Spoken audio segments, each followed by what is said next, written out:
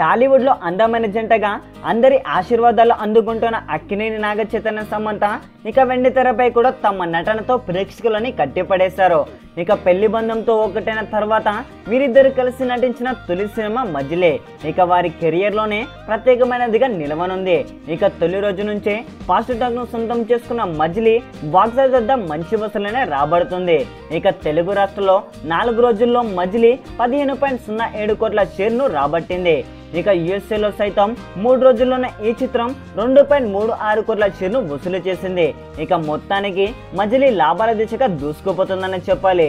ఇక మజిలీ theatrical rights ను తెలుగు రాష్ట్రాల్లో సుమారు 16 కోట్లకి విక్రయించారని సమాచారం ఉంది.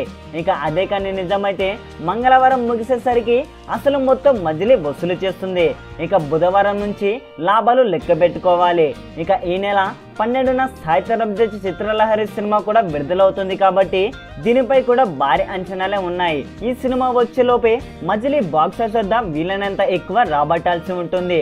ఎందుకంటే చిత్రలహరి విడుదలైన తర్వాత థియేటర్లు కాస్త తగ్గుతాయి కాబట్టి ఆ ప్రభావం వసూలపై కూడా చూపెడుతుంది.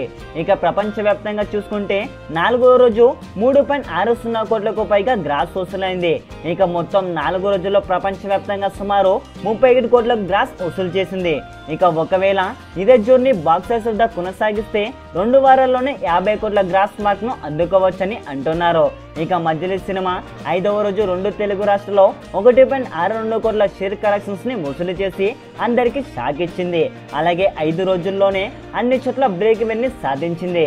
ఇక ఇప్పటి వరకు మొత్తం 21 కోట్లకు పైగా షేర్ కలెక్షన్స్ ని వసూలు చేసింది ఈ మజిలీ సినిమా. ఇది ఫ్రెండ్స్ ఇప్పటి వరకు ఉన్న సమాచారం. చూస్తూనే ఉండండి ఇలాంటి సమాచారం కోసం, అలాగే మీ హీరోల సరికొత్త సమాచారం కోసమే చూస్తూనే ఉండండి మన రీల్ ఎంటర్టైన్మెంట్ ఛానల్ని. అలాగే ఈ వీడియో కనుక నచ్చినట్లయితే లైక్ చేయండి, కామెంట్ చేయండి, షేర్ చేయండి అండ్ సబ్స్క్రైబ్ చేసుకోవడం మాత్రం మర్చిపోకండి. బై బై, జై హింద్.